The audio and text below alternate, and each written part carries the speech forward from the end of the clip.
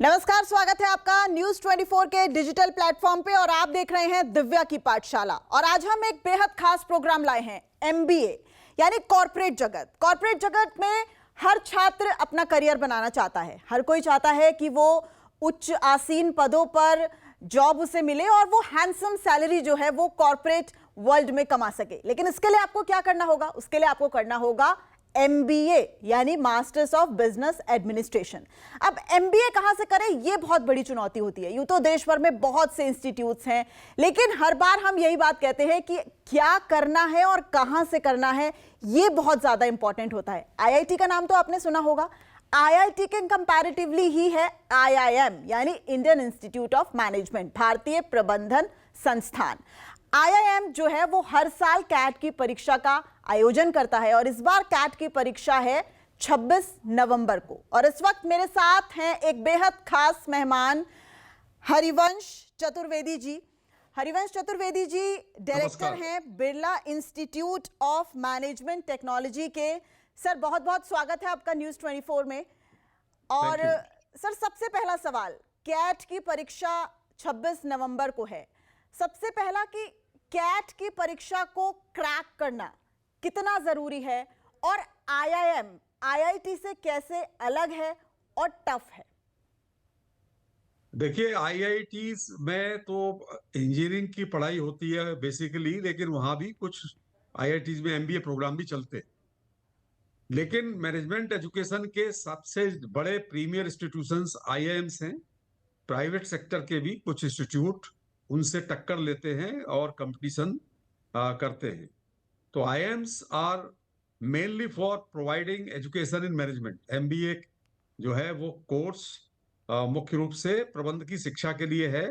और ज्यादातर इंस्टीट्यूशंस, करीब 3500 इंस्टीट्यूशंस हमारे देश में है जो AICTE से मान्यता प्राप्त हैं। लेकिन उसमें सिर्फ 20 IIM है। कुछ सेंट्रल यूनिवर्सिटी के प्रोग्राम्स रेपुटेड होते हैं, जैसे दिल्ली यूनिवर्सिटी का फैकल्टी ऑफ मैनेजमेंट स्टडीज।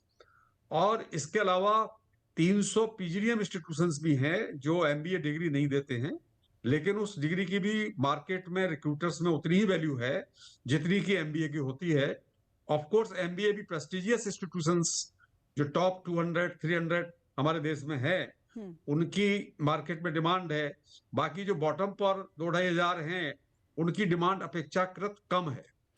तो कैट परीक्षा सर 26 नवंबर को है, समय बहुत कम बचा है। हालांकि कहा जाता है कि 6 महीने की तैयारी भी बहुत कम है। किस तरीके से, अब चूंकि बहुत लास्ट टाइम बचा है, स्टूडेंट्स क्या करें, कैसे अपना जो पूरे दिन की डे प्लान है उसे शुरुआत करें, किस तरीके से मैनेजमेंट करें कि वो कैट की परीक्षा को क्रैक कर सकें? देखिए, अब तो सिर्फ 2 दिन बाकी हैं। तो 2 दिन में आप वो अपनी कैपेबिलिटी और अपनी कॉन्फिडेंस को रेडिकली बहुत ज्यादा नहीं कर सकते।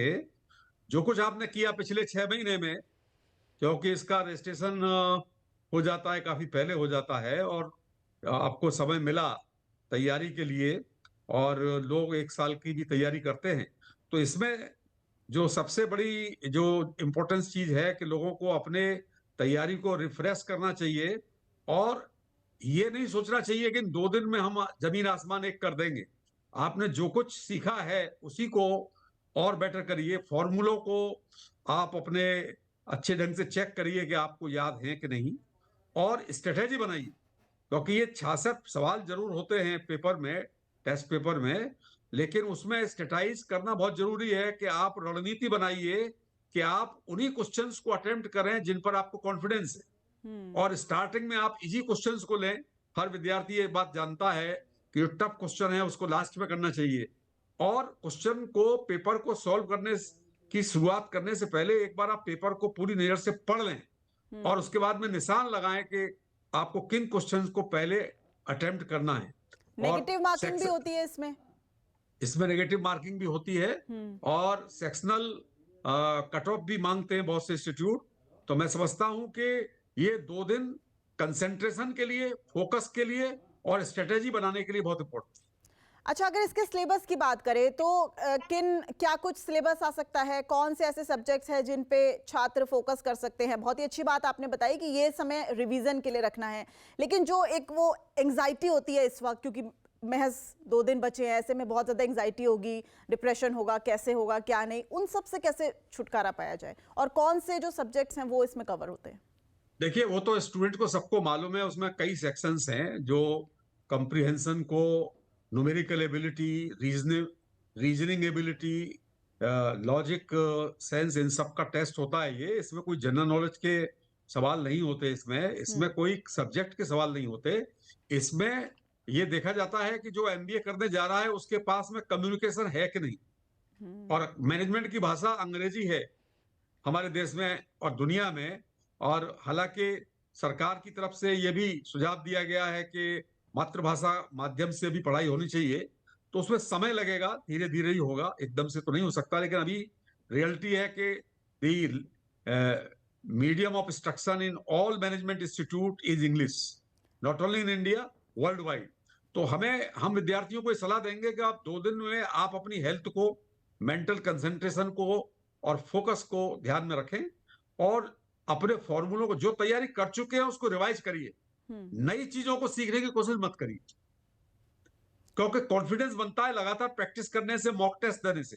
जो आपने प्रैक्टिस की, मॉक टेस्ट दिए, वही आपको कॉन्फिडेंस देगा आज की डेट में, या कल आप नई चीज कोई सीखना चाहें, नहीं। अच्छा, दूसरा, और ये परीक्षा तो हर साल होती है, अगर आप इस साल अपीयर नहीं कर पाए तो आप नेक्स्ट ईयर अटेम्प्ट कर सकते हैं? ये परीक्षा हर साल होती है। इसके अलावा और भी टेस्ट हैं। एमबीए में एडमिशन सिर्फ कैट से ही नहीं होता है। ये गलतफहमी नहीं होनी चाहिए किसी को भी, क्योंकि सुप्रीम कोर्ट और शिक्षा मंत्रालय की तरफ से जो टेस्ट मान्यता प्राप्त हैं उनमें कैट एक है। लेकिन आईएम्स में जो एडमिशन होता है वो कैट के थ्रू ही होता है। कुछ प्राइवेट इंस्टीट्यूशन जैसे हमारा अपना इंस्टीट्यूट है या एसपी जैन है, आईएमटी गाजियाबाद है, एमडीआई है, उनमें भी कैट को इस्तेमाल करते हैं, कैट में रजिस्ट्रेशन करते हैं, कैट में हम ज्वाइन करते हैं कैट को, और कैट के स्कोर को यूज करते हैं। लेकिन कैट के अलावा एक सीमेट टेस्ट है जो एआईसीटीई ऑर्गेनाइज करती है, दूसरा मैट टेस्ट है जो all India management association organise करती है, और इसके अलावा तीसरा टेस्ट है जो एम्स संस्था है, उसका नाम है एटीएमए।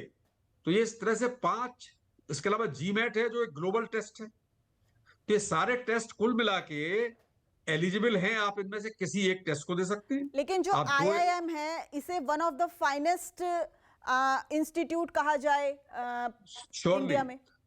श्योरली, लेकिन प्राइवेट सेक्टर में आईएएस भी है, और भी मैंने आपको बताया कि करीब 50 ऐसे प्राइवेट सेक्टर के इंस्टीट्यूशंस हैं जो नए आईएम से टक्कर ले सकते हैं और पुराने आईएम से के भी कंपेरेबल हैं। अच्छा, एक सवाल जो शायद मेरे कुछ जो छात्र जो जुड़ते हैं उनके मन में आ रहा होगा, जो गरीब छात्र हैं, जाहिर तौर पर one of the finest institute है देश और दुनिया का आईआईएम, लेकिन जो गरीब हैं, जो बहुत ज्यादा अफोर्ड नहीं कर पाते, वो कैसे इन इंस्टीट्यूट्स का हिस्सा बन सकते हैं? कैट की परीक्षा भी उन्होंने क्लियर कर ली। उनको देखिए, जिसने कैट की परीक्षा में जिसको अच्छा स्कोर मिल गया, 90, 95, 97, अगर 90 से ऊपर और 99 के बीच में अगर कोई बच्चा है, विद्यार्थी है, तो कोई भी युवा युवती जिसमें प्रतिभा है और उसका score along with the sectional cut off, मतलब हर सेक्शंस में भी ऐसा नहीं होना चाहिए एक सेक्शन में 40% है, दूसरे में 80 या 90%।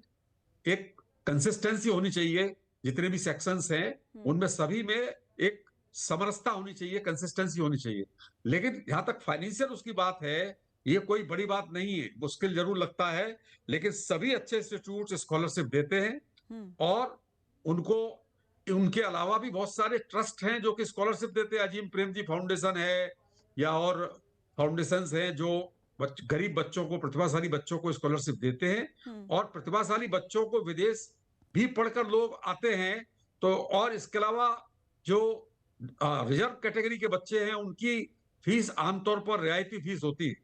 तो मैं समझता हूं इसके अलावा जो बड़ी सुविधा है कि सभी राष्ट्रीयकृत बैंकें, पब्लिक सेक्टर और प्राइवेट सेक्टर बैंक्स को गवर्नमेंट का ऑर्डर है कि वो 7 लाख रुपए तक का लोन बिना कोलेटरल सिक्योरिटी के उनको देना जरूरी है। अगर किसी मान्यता प्राप्त संस्था में एडमिशन हो गया और उसके पास में अच्छा स्कोर है। सर, अंत में 2 मिनट है मेरे पास, सिर्फ अब कुछ जरूरी टिप्स जो आप छात्रों को देना चाहें, क्योंकि उनके पास बेहद कम समय है कैट की परीक्षा बिल्कुल सर पर है, ऐसे में वो क्या करें, एक बार संक्षेप में दोबारा से बता दीजिए। एक तो टेस्ट के दिन क्या करना है, वो गाइडलाइंस उनको फॉलो करनी चाहिए। 1.5 घंटे पहले सेंटर पे पहुंचना चाहिए।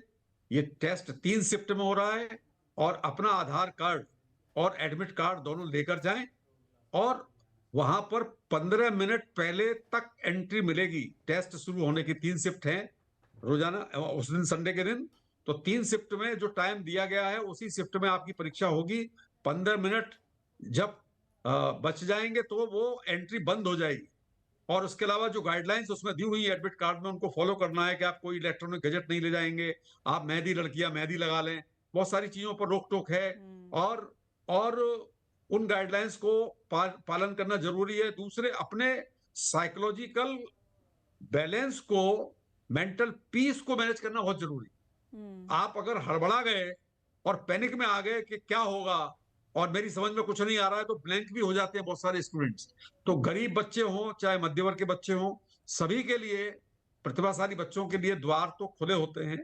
ऐसा नहीं है कि सिर्फ वो संपन्न वर्ग के लिए भी, हालांकि कोचिंग खर्चीली बहुत है इसकी, कोचिंग में तो पैसा खर्च होता है, लेकिन प्रतिभाशाली बच्चों के लिए रहा, जहां चाह वहां रहा है। और हम में से बहुत से लोग गरीब परिवारों से भी आए हैं, जो पढ़कर अच्छी पोजीशंस में जॉब करते हैं। और इंडिया के बहुत सारे स्टूडेंट विदेशों में बड़ी बड़ी कंपनियों में उच्च पदों पर आसीन हैं। तो वो जरूरी नहीं कि सबके सब संपन्न वर्ग के हों, उनमें ज्यादातर मध्य वर्ग के बच्चे हैं।